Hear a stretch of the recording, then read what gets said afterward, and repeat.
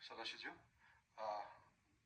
लिपुलेक लिम्पियाधुरा सम्बन्धी बुझ्न खोज्नुभयो जस्तो लागेको थियो। यस सम्बन्धी नेपाल सरकारले अफिसियल रूपमा डिप्लोमेटिक नोट भारत सरकारलाई पठाइसकेको छ र त्यसको जवाब पनि आएको छ। त्यो जवाबमा चाहिँ दुईटै सरकारले आफ्नो इतिहासविदहरू राखेर, आफ्नो सर्वेयरहरू राखेर, आफ्नो भूमि सम्बन्धी जानकारी भएका व्यक्तिहरू राखेर टेबल टक मार्फत यो कुरालाई समाधान गर्ने कुरा भएको छ। र यस सम्बन्धी हामीले भारत र चाइनालाई मात्रै नभएर इङ्ल्यान्ड सरकारसँग पनि कुरा गरेछौँ। उहाँहरूले ब्रिटिस इन्डिया छोड्दै गर्दाखेरिको समस्या अहिलेसम्म हाम्रोमा भइरहेको हुँदाखेरि यसमा चाहिँ इङ्ल्यान्डले पनि सरकार राख्नुपर्छ भन्ने हाम्रो मान्यता हो।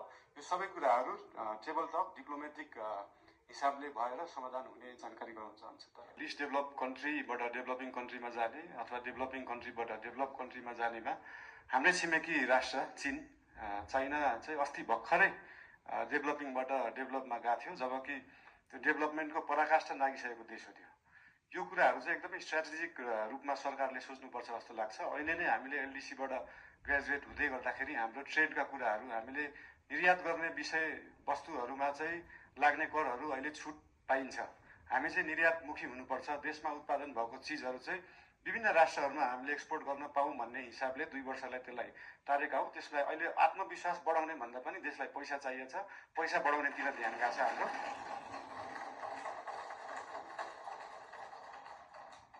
अनि गरिब विपन्नको कुरामा मैले पहिल्यैदेखि भन्दै आएको यो साम्यवाद समाजवाद भनेको भाषणमा दिन एकदम सहज हुन्छ, मजा पनि आउँछ।